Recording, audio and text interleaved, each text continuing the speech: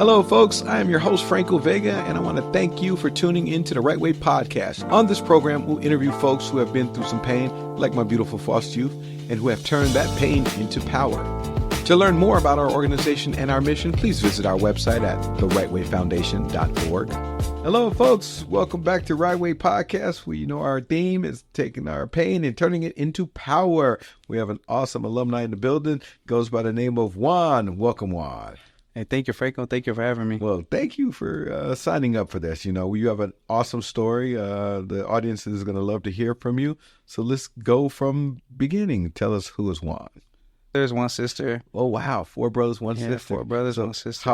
Where's the sister fall in the category? The sister is older than me. Older? Okay. She's 2 years older than me. Okay. Awesome. Yeah. Awesome. Okay. So where were you born at? I was born in Long Beach, California. LBC. Yeah. All right. So how was that growing up?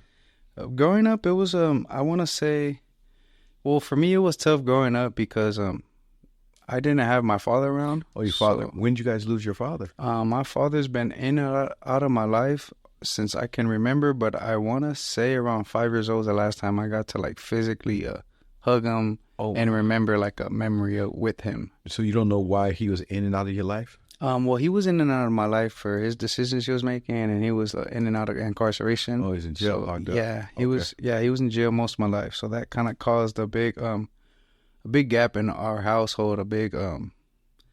It was basically like missing that person you need to look up to. So it was pretty rough. Yeah, the fatherly figure. That you took the words I was looking for. Okay, so your mom, she had to step it up. Yeah, mom was mom and dad. Wow. How hard was that on your mom? It was tough. It was tough for her because, not to mention, there's 5 of us. Mm-hmm. She already suffered through 3 or 4 broken marriages. Okay. So she was sure that my dad was the one, but, like I said, his decisions made him to leave. Okay. So it was tough for my mom, and that led her into, she started picking up drug habits, and that's what led us to the system and from being removed from our home, from her, she said she was missing my father and whatnot, and that made her to make decisions. And so she was using drugs to numb her pain, I guess. Pain. Correct. So you went into the foster care system. How old were you? That I can remember the first time I was 5 years old. Okay. Yeah, that I can remember. Did all of you guys go into the system? Yeah, we immediately, all of us got taken. It was, I want to say, so out of 5 of us, 4 of us got taken. My oldest brother, he was with his dad at the time. Okay. So he got lucky. Okay. And how was he growing up? Did you see the difference between him and you guys? So I could tell you the difference from us. He had sports in his life. So he was fortunate enough to, his dad had money to put him in baseball, put him in practices for football. So sports kept him out of so much trouble. Kept him off the street. Yeah, basically. And what about you?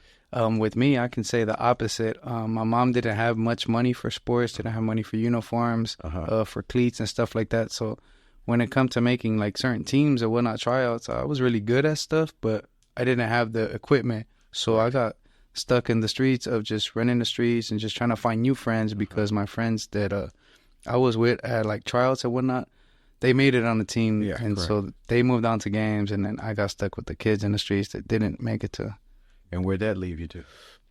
That led me to making my own bad decisions, and that led me to running around from different families. Well, I was in a foster home, and then I made bad decisions, and I went to different families, and then that led me into being incarcerated myself at a very young age.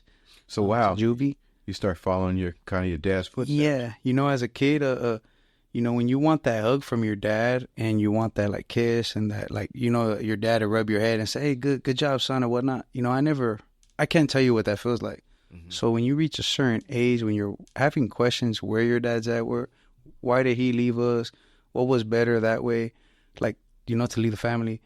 You start gravitating towards those decisions, or you start wondering why did my dad do this? Or why did he do that? So you want to be like him, you wonder if it's cool, or maybe will he love you then?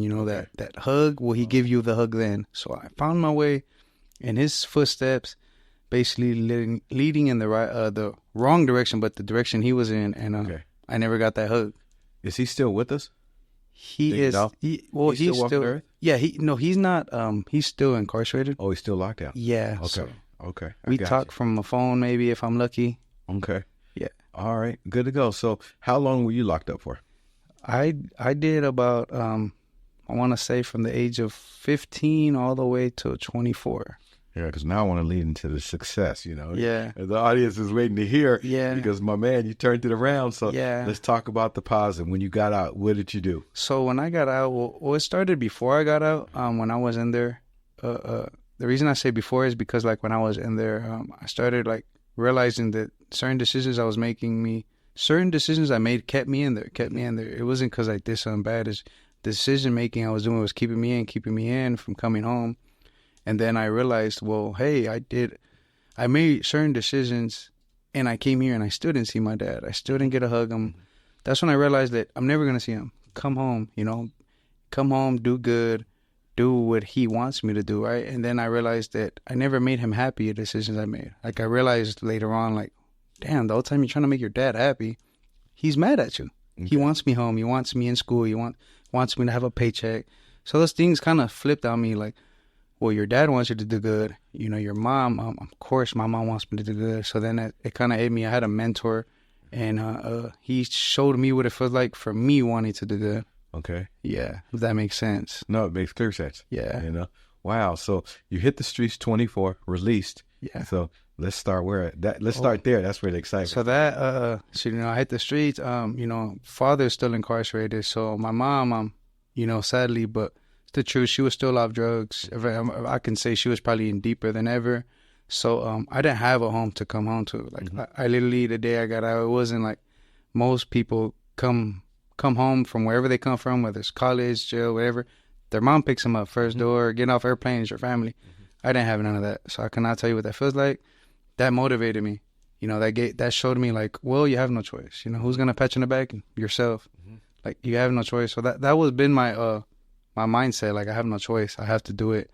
And I started, and I learned that I can't do it alone. I'm been absent for so long. I'm so behind on so much, from technology to movies to food, like you name it. So I learned from getting a mentor and just resources help me, like resources, learning how to navigate stuff and just look for resources, being aware that there is resources out there. Yeah, there's a lot out there. Yeah, so that helped me get on my toes, helped me get on my feet, and just resources hold you accountable. Like you have to put in the work. You have to hold yourself accountable. You have to show up. Correct. So when did you enroll in RightWay? So the RightWay, I enrolled in the RightWay, I want to say 2 years back. And mind you, I'm still fresh to the streets. I want to say in my head, like I'm still a kid, because my mentality is very young still. I'm still like behind a lot. So I didn't believe when someone told me like, hey, there's this nonprofit organization and all the good stuff they did, right? Like they named it all. And I have trust issues from a kid. Like just from the day they took me from my mom, they said I'd get McDonald's and be happy. And that day messed up my trust. Like I wasn't happy after the McDonald's. So the trust followed me in my whole life. So the day they told me about the RightWay, I was like, hold up, there's a question mark. Like, I need to see it for myself. When I actually showed up to Long Beach and I walked in this big old building and they told me go to what was it, like second floor. Correct. It was just amazing. Like I knew when I sat down and I wrote my name on the paper, like I knew that one day I wanted to be the person hosting a group one day or whatnot. Like that's when I knew like, oh, the RightWay is real. But I knew it would have happened overnight. Like I wasn't dumb enough to know that. Like I knew there would have to be a lot of work to put in to be able to be just even here telling my story. So like that's how I came across the RightWay, by just someone telling me showing up, and then taking a big liking to it. So let me educate the audience also. So Juan, please share with us about your awesome internship you landed. Yeah. Out of thousands of people that applied. So that was super extremely like a blessing, from many of the problems I've been through in my life. Like God just blessed me with that. What did he bless you with? So that internship, it was a fellowship, and that was a 6-month long internship with the Los Angeles Rams, with the national football team. And then, so I interviewed with the Rams, and it was about, I want to say 100 candidates, or probably more or less, right? So I was picked, and the reason that to me was a blessing, because I didn't have to lie. I didn't have to like fake nothing. I didn't have to like dumb nothing up. It was just pure my story, like just from the jump, like everything about me, and that honestly helped me get into the program. And to me, I say it means a lot, because it's like most places you it's probably best not to tell no one your story of what you've been through, and you might get where you want. And with them, it was like, dude, you've been through so much stuff. Let us help you. Correct. And with them, they moved me into an apartment. It was a furnished, everything was furnished housing apartment in Woodland Hills. Correct. 6 months I didn't have to pay rent. I know. So I was able to stack up my money. Every check, I was getting stipend out every month, and I was able to save. I had a financial advisor as well helping me out. I rotated through six different departments and the Rams organization, from media to partnership marketing to communities, for football affairs. I want to say the game they played against the Raiders last year or the year before, I was able to sleep at the hotel with the players, so that was really like tight. I was able to check in the players when they get off their cars. The players, they don't like to check in, but they have to, and I was able to do that. So that was really like, it was very culture shock for me. It was like, you realize that they're all humans, so that was really nice. I had breakfast every day with Bobby Wagner, so for a week straight. So that was really nice. It was a really good internship. Shout out to Bobby Wagner. He's retired now from the Seahawks. Oh, wow. Good brother. Love the guy. Great guy. All right, well, we want to wrap it up, but words of advice, what would you like to share with Words of advice, what I would share to the audience, honestly, is no matter how dark this world may seem, the tunnel may seem, the path you're walking, there's light. I guarantee you there's light. You just have to keep walking and find some assistance, some guidance, like, doesn't matter how long your journey seems, just find help, accept the help, and like, it's okay to say you need help, and just honestly just take whatever help comes your way. And that's what I'll say, because we're gonna walk through some dark stuff, but there's light at the end. Awesome. Remember, folks, there's always a light at the end of that dark tunnel. I want you guys to tune in next week. We'll have another guest. Be safe out there. Peace and God bless. Thank you for tuning into the Right Way podcast, and we invite you to come back every week.